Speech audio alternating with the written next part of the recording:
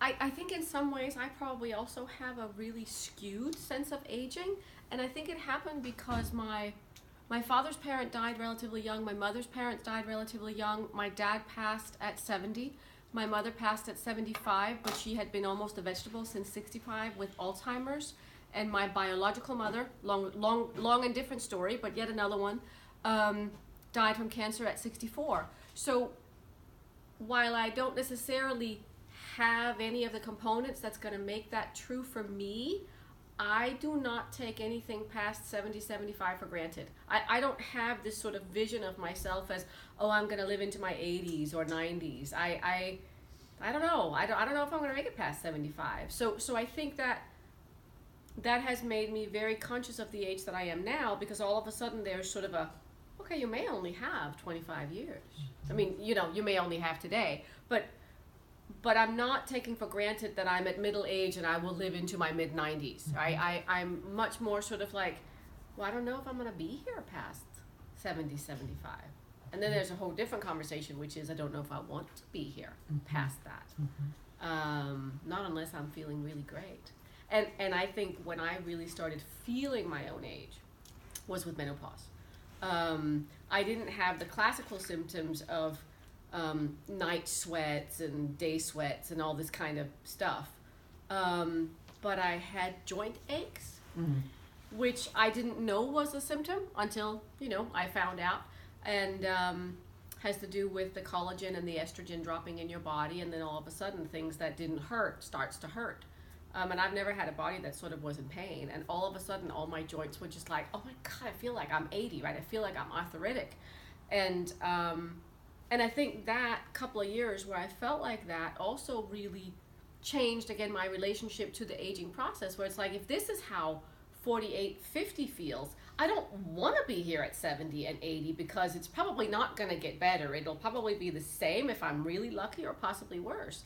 And I have a really hard time finding my mojo when I'm like, nothing feels good, right? My body doesn't feel good. I don't want to move. I don't want to exercise. I don't want to do the things that I've always loved. Now I have to say, thankfully that passed. As I came out of the menopause transition, a lot of that has gone away. There are many things that are different in my body afterwards, but not that one. And when I was in it, that was really hard to deal with, in terms of, right, like, how long do I want to be here if this is how it feels? That was a question that I really sat with a lot for that couple of years, and that I didn't expect going into menopause. I thought, oh, I'm going to have a hard time sleeping. I'm going to have night sweats, right? I'm going to have those things that other people have, and I didn't have any of that. but I got this, all of a sudden, this body that felt like it was like 70 or 80 years old. Have you then developed a different or deeper relationship with your body as a result of aging? Is there more of a bonding there, or an awareness, or is there more space between you and your body, if that makes sense?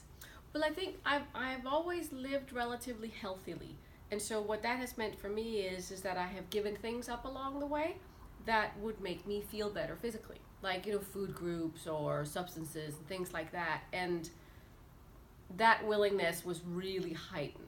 Right? Like, I got to a point where I was like, I'll give up whatever it takes if I can just feel good in my body again. And so in that sense, I live differently. And it's not coming from a victimized point of view of like, oh, I can't have that anymore because then my joints ache, right? It's not from that place. It's coming much more from a place of wanting to really practice a very high level of self-care, right? So it's not like, oh, I can't have that.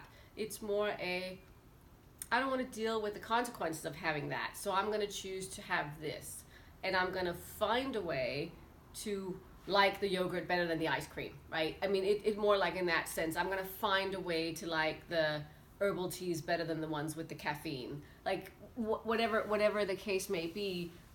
But that shift has certainly happened, and that, I don't think that shift is really a direct result of age as much as it is a result of other work that I've done. But the fruit has been to sort of have this really strong center, both in regards to who I am, and that's not negotiable anymore.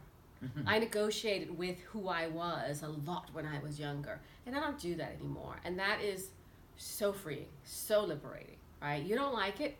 Fine. There's a whole lot of other people out there you can go hang out with, right? I don't need to change myself to please you. Now, can I be accommodating and nice and polite? Sure, but that's different. I don't have to dress differently, eat differently, behave differently, think differently in order to please somebody. And I'm not even just talking about a man. It could be just a social environment. That has completely fallen away. Thank God for that. Right. It is so nice to not have to do that anymore. And it's exhausting to think about how much of my mental capacity was tied up with that kind of stuff in my 20s and 30s. And then it sort of started to fall away.